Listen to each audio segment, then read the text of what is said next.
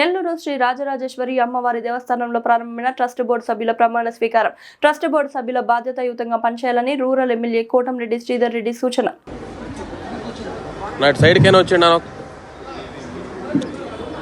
నెల్లూరు జిల్లాలోనే ప్రసిద్ధి చెందిన రాజరాజేశ్వరి అమ్మవారి దేవస్థానం ఏదైతే ట్రస్ట్ బోర్డు కమిటీ సభ్యులు ప్రమాణ స్వీకారం సందర్భంగా ఇచ్చేసిన మీ అందరికీ వేదిక అలంకరించిన ధన్యవాదాలు తెలియజేస్తూ రాజరాజేశ్వరి అమ్మవారి ఆశీస్సులు అందరికీ ఇవ్వాలని, అమ్మవారి దయ వల్ల అందరూ కూడా అష్టైశ్వర్యాలతో ఆరోగ్యాలతో వృద్ధిల్లాలని, అమ్మవారి ఆశీస్సులు మీ కుటుంబానికి ఉండాలని మీ అందరి పక్షాన కూడా అమ్మవారిని మనస్ఫూర్తిగా ప్రార్థిస్తూ ఈరోజు మొట్టమొదటిగా ట్రస్ట్ బోర్డు కమిటీ గారు చేయిస్తారు.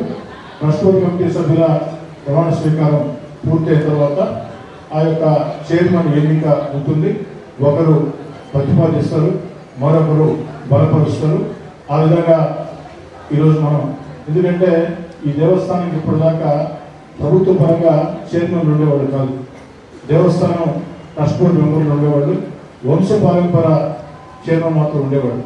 దురదృష్టం వారు లేరు కాబట్టి నూతనంగా వంశ పారంపర్య దేవస్థానం చైర్మన్ని ఇంకా ప్రభుత్వం నియమించలేదు కాబట్టి ఈరోజు ప్రభుత్వం ఇచ్చినటువంటి ఆదేశాల్లోనే స్పష్టంగా ఆ మేరకి ఒకరు ప్రతిపాదించి మరొకరు బలపరిచే విధంగా ఉండాలని చెప్పడం జరిగింది. ముందుగా ట్రస్ట్ బోర్డు కమిటీ సభ్యుల ప్రమాణ